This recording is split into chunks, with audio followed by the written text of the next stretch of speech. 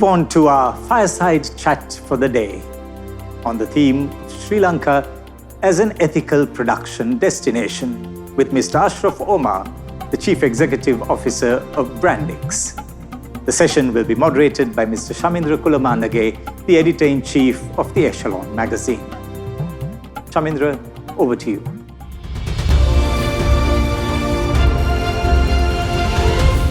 Hello and welcome to this session of the Sri Lanka Investment Forum. We're going to talk about Sri Lanka as an ethical destination for manufacturing. And joining us for this session is Mr. Ashraf Omar. Mr. Omar is a pioneering industrialist from Sri Lanka.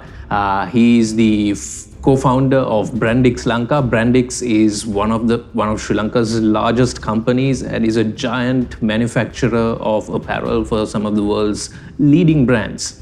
And we're going to talk about how the industry overcame some obstacles it faced to achieve the competitive status it has achieved so far as manufacturing out of Sri Lanka. Ashraf, thank you for joining us. Thank you for inviting me. You've been an industrialist, you've been a manufacturer for the longest time. You were one of the pioneers of manufacturing apparel out of Sri Lanka. Can you tell us a bit about the thinking the industry went through when it decided to position Sri Lanka as an ethical source for manufacturing? I believe it wasn't as in demand or trendy as it is today when you decided to do this. First of all, it was not me, and the pioneers of export were Hintleys and the others long before me. But I think we caught the crest of the wave, so we were in the right place at the right time. However, in order to position Sri Lanka as an ethical destination, I will just go back to what the circumstances were at that time. Now, Sri Lanka was a beneficiary of an agreement called the MFA, Multi-Fiber Arrangement, where the developed countries imposed quotas on countries, every country which exported, and they stopped at a certain threshold. So because at that time the exporters were Hong Kong, Korea, Taiwan, all those countries were the big exporters, right? Thailand. And when they started reaching their quotas, the industry and the investors started moving towards places where there was no quota. So Sri Lanka was quota free in the 70s, and therefore there was a lot of demand for apparel. And that's how all of us got into because we rode a wave of a seller's market from 1974 right up to 2005. So just before 2005, so somewhere around 2002, we knew that the MFA will expire and it will be a free-for-all. So we will have to fight with China, with Indonesia, with India, with Bangladesh, with everybody. So basically all these large countries will also have their quotas lifted, so anybody could export. Okay. So, up to that point, we had this umbrella, right? Sure. Because if I had the quota as a country, then if you needed the product, you'll have to source from it. So the sourcing by the West went to about 130 odd countries because they were chasing wherever there was no quota. We had in fact set up a plant in the Maldives, right? Because there was no quota there. But everything changed in 2005 when the quotas disappeared. So in order to prepare for that, the industry leaders sat down and started forming a path on how Sri Lanka would survive. At that time, most of the economists just predicted that it will be demise. Our export at that time was about $2.4 billion. And it was about 6% of the GDP. So the opinion was that it will just go down by 50% at least. So that was the time when the industry sat down and started deliberating on how do we survive. So how did ethical sourcing come up as a potential relative advantage that Sri Lanka can take out to the rest of the world? When we did a SWOT analysis, right? So the strengths were, let's talk about weaknesses first. So we didn't have a fabric base. We didn't have huge resource of people, land or water, right? We didn't necessarily have any free trade agreements with anybody, right? So we had a lot of weaknesses. And one of the weakness was that our labor cost was the highest in the region, in South Asia, at least between 30 to 50%. Right? So those were the weaknesses. Our labor laws were quite strict, right? But what we found was that the industry here generally, because at that time there were so many fires, child labor, every day you will have some problem or the other. Sri Lanka never had that because our labor laws were strict, our people were educated, and the country was open, right? So anybody can, you see, you can't hide anything even today, right? Sure. So the transparency was there. So we thought, why not we use that? Somebody came up with an idea that, okay, we'll flip that because we have been ethical, maybe not by design, right? But by circumstance as a country, nothing to do with apparel, right? Whether any other industry, we have been a fairly open, compliant country in every way. So that's how we came up with this term garments without guilt and pushed that to project ourselves as a country, basically marketed what we were, right? We didn't have to do anything much. When you look back at how important or how important in the minds of consumers ethical sourcing has become, if you sort of look back, do you think you realized how big a deal it could become in the future back then? Or were you just clutching at something because you needed a competitive advantage? Good question, but you see, at that time, we wanted to differentiate ourselves, right? Now, with all the negatives, and when all the economists are saying that you will be half, how do you win in that atmosphere? So our strategy was that we will double. That's the stake we planted in the ground and said that we are going to double in 8 years or 6 years, I can't remember now. But so that was the game. And how are we going to double? Because we are going to be a good, reliable, ethical manufacturer. We were always reliable. We were always very, very compliant. And we were anyway ethical, but now we will pitch that and drive more towards that. So that was a risk because a lot of people were worried that when you go and beat your chest and say you're ethical, all the NGOs and unions will pile up on you and say, and start pointing fingers. So we took that risk. And now it's 16 years later, our exports did not double within the period that we said we would. But at least today we are in 2019, we were over $5 billion. So the industry survived and grew. However, in those 16 years, being recognized or being seen as an ethical manufacturing destination itself wouldn't have been able to sustain the industry. What do you think those aspects about apparel manufacturing in Sri Lanka supported that growth, besides being ethical? Yeah, but before that, let me stick to ethical a little bit more, because when it started, you see, people started going towards sustainability, right, which was a very big thing.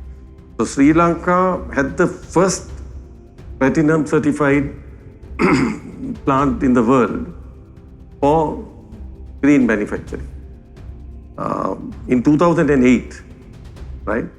Sri Lanka had the first, in 2019, came up with the first net zero at site plant in the world. So I'm not talking about competing next door, right? First in the world.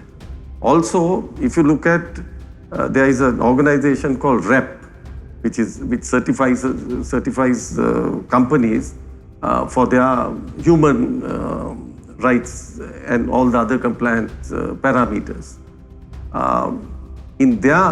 Out of all their members or certifications, Sri Lankan companies are the majority of platinum certified plants by REP, even today, right? So that shows that it started as a strategy to remain relevant, but then I think all the industrialists here, there have been some phenomenal efforts on sustainability, on net zero, and so many other areas, saving of water, blah, blah, blah. I don't know whether you can put a number on it or whether you can sort of suggest to what degree this has contributed. Can you try to do that? Not just being an ethical manufacturer in terms of labor and other compliance, but also in terms of being a fairly sustainable destination. Very agile. You see, we at that time, right, we looked at what we were good at. So our ports were good, right? But the clearance was taking time, right? So we did a benchmarking. It was taking, say, 3 days to clear a container. So we went to the government and worked with the authorities, and they made it, and we brought it down to 24 hours. So we were fast, right? Because we had to bring goods from outside, we have to send it out. We had about 130 documents for export at that time. It was crashed. Working in tandem with the government authorities to see that we can be quick, we can be safe, we can be reliable, right? And at the same time, we are ethical, so they can sleep well if they place an order with us. You now, Ashraf, have the freedom to invest wherever you want, right? And yet you continue to manufacture in Sri Lanka. You have a large manufacturing base in Sri Lanka. Sure, you've gone to the rest of the world also for manufacturing. What do you think keeps manufacturing, the type of thing you're doing in Sri Lanka? Are all your manufacturing destinations catering to the same customers, same sort of products, or does Sri Lanka now have a niche, you think? You see, if you look at Europe, right, who are the people who are still surviving in manufacturing apparel? Italy is there. Just outside Europe, Turkey is there. Much more expensive than us, right? If you look at the top 10 exporters of clothing in the world today, there is Germany, right? We are not in the top 10, right? Neither is India. Bangladesh is there for clothing exports. So in the top 10, India is there lower down, but Germany is much higher. So what we have done, all the companies, big companies here have gone to Bangladesh, India, Vietnam, many countries, right? But each country, because when you're supplying a customer and the customer has many demands, they will want goods cheap, but they don't mind long lead times. They will want something very fast, they will pay for it. They want something very basic, then they will want it cheap. But if they want a complicated product, they will pay more money. So you have to supply the whole menu, right? Otherwise you cannot grow. Sure. So there are criticisms that if Sri Lanka is so good, why are you going elsewhere, right? So most of the big guys are in multi-country manufacturing. And the reason is that you have to provide, you have to provide what the customer needs, right? And you can't do everything from here. Sure. So what is Sri Lanka's place in this spectrum of manufacturing capabilities that you have and the industry here has? What is Sri Lanka's strength, you think? I think it's pretty sophisticated, I must say. Right. Right? Because Sri Lanka can turn around products very fast, right? Okay. Because over the years, a lot of capabilities have been built here. Also, there are companies who are doing very, very sophisticated products which are very difficult, right? Either in sportswear or intimate apparel, right? So there are many strengths that we have developed along the way, and that you can see because in 2002 or 3, our value add would have been about 25 or 30%. So if you're exporting for $1, right, you will add value of only about 30 cents here, Sure. right? Today it's over 50% because most of the value add is generated in Sri Lanka. So the amount of sophistication that the industry has achieved is it's an example to others, I can say. So backward integration is only part of that play. When you mean sophistication, Ashraf, do you mean? I mean, it's a relative thing, right? Versus Bangladesh, Vietnam, Cambodia, it's versus those markets. Do you think? Yes. You see, when you say sophistication, if you look at a suit of a F1 driver, right? That's made in Germany, right? So that might, I don't know, a suit might cost $500 or whatever. So everything is relative. Sure. So if our customer base at that time, we had hundreds of categories, types of garments that the country was exporting. So then one of the items in the strategy was that we will focus narrow and deep, fewer products, fewer customers. So that's how we survived, because if you look at the country's portfolio of customers, I think about 10 customers might take 60% of our product. Going forward from here, right? Sri Lanka's, one of the big cost factors in apparel is the labor component. Yep. Sri Lanka has a tight labor market from what we can see currently. How does an industry with such deep roots here begin to strategize about the future of manufacturing, given the changes that are happening in the economy here? We will have to become much more productive by automation. You see, when we started, our cost per hour in Sri Lanka, if I can remember right, was about 40 cents per hour, US dollar cents. China was about 30 cents. Right.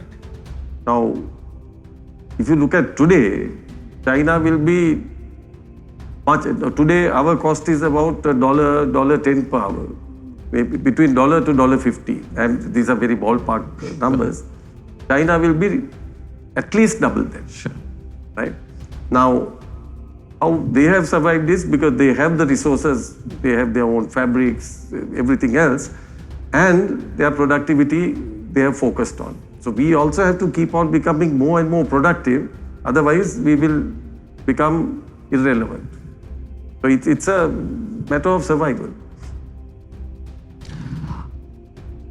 So we are in the midst of a pandemic that has had, Sri Lanka has weathered it rather reasonably well, looking at what's happening at least in this part of the world. But nonetheless, it's had a severe impact, not just on industry, but on the economy, on how people have had to limit their freedoms. How do you think coming out of this, the industry will change? Will it change? What will be the lasting effects of the current crisis? You see, at the moment, we are in the eye of the storm. Though you say, okay, the impact, because we are small, the impact to the economy is huge. The impact to the industry is huge. At the moment, we are in a firefighting mode, right? Because we are not the only supplier in the world, right? We are a small supplier, but an important supplier to a fewer customers. Now, if we don't continue the supply and be transparent, you see, nobody expects you to say, kill yourself to supply. However, there has to be a balance. So I think the industry is working with the authorities, with the buyers, and I must say there has been a good response from the buying community because they have gone through that. You see, the Europeans were closed for some time, it was up and down. So with the United States, their numbers are very high, their mortality rate is huge, right? But right now, we have to first get over the problem, and the only solution I see at this time is vaccinations. So I think there is a drive now. We have to get ourselves vaccinated, right? Because it does not, the virus does not decide does not differentiate in whom to attack, right? So you can see from President Trump to Prince Charles to so many ministers. So we have to get ourselves vaccinated. So that's what the industry is working on with the authorities. So that's number one. Number two, look at different ways of working, right? Because if it's going to happen again, then are we going to be prepared, right? Where are the factories located? Today, you see, free trade zone in Katunayaka came in 1978, right? And there are so many people in hostels there, which is creating a problem. So what will be the new industry model, right? Whether you will have like enclosed in a city, right? Like when you go to Germany and others, if you go to Stuttgart, it's all Mercedes-Benz, right? So how do you, so I think new models, we will see new models coming up post this because of what we have to go through. But the first thing is to be alive and to be solvent. So those are the two challenges that we have. How do you think the supply chain has managed to deal with the impact of the pandemic? Did the supply chains in Sri Lanka do well? Did logistics do well? Where do you think, if at all, there's opportunity to improve? In which areas would those be? They did relatively well considering the circumstances, right? So I think everybody, fortunately, in fabric mills, it's more capital intensive. So the labor force is much smaller compared to the top line that they have. So it has been pretty steady. There have been bumps, but that's the par for the course now, right? Because if you're working through, and either you can shut down and wait that once it disappears, that we will wake up, you won't have anything to wake up to, right? But right now, I think it's always, I think the industry might be operating at about between 60 to 70% of its capacity at the moment. You mentioned that, of those who procure from Sri Lanka apparel, about 10 brands would account for about 60% of the production here. And I think among those 10 brands are the largest, most admired sort of companies in the world that procure from Sri Lanka. And you mentioned that also that these relationships, because of the industry's transparency with customers, are fairly healthy. But why do these brands keep coming to Sri Lanka? And what will it take for us to keep engaging them at the same level, 5-10 years from now? You see, we will have to become better and better because our advantage is we are small, nimble, controllable, right?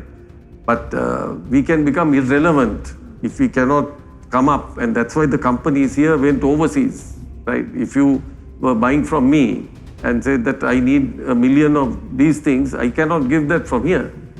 But if I say, sorry, then somebody from another country will take over and there won't be any business left. So like I explained earlier, the model is, if you look at it, flip it the other way, Sri Lanka has 20 million people, right? When you look at our neighborhood, India, Bangladesh, Pakistan, right? How many? Close to 2 billion, say 1.7 amalgamated, right? Our per capita income is the highest among the 4 countries. So but we have strengths which the others don't have, like highly technical, because in Sri Lanka, the clothing industry, the best brains in the country are in this industry, right? Because the wages and the salaries are much higher compared to the other industries that we compete with locally, right? Which is not necessarily so in the other countries because they have pharmaceuticals and so many other industries. Now, because of that, we have good technical knowledge, we have good creative knowledge, fashion design and all that. So we can use the resources they have, their fabrics, their labor pool. So we have to think of it as a one block of South Asia competing against other parts of the world. Then you can see that it can be, Sri Lanka can be in this game and grow in this game for a long period.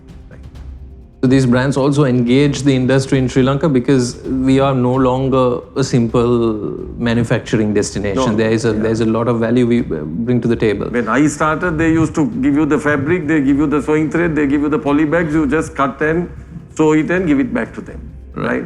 So today it's a completely different ball game, right? Today, are you telling them, consider these trends, consider these innovations It's that you have? It's a collaborative thing. People come up with a lot of innovative stuff here, then you can go and market that. Sure. But a lot of collaboration, I must say.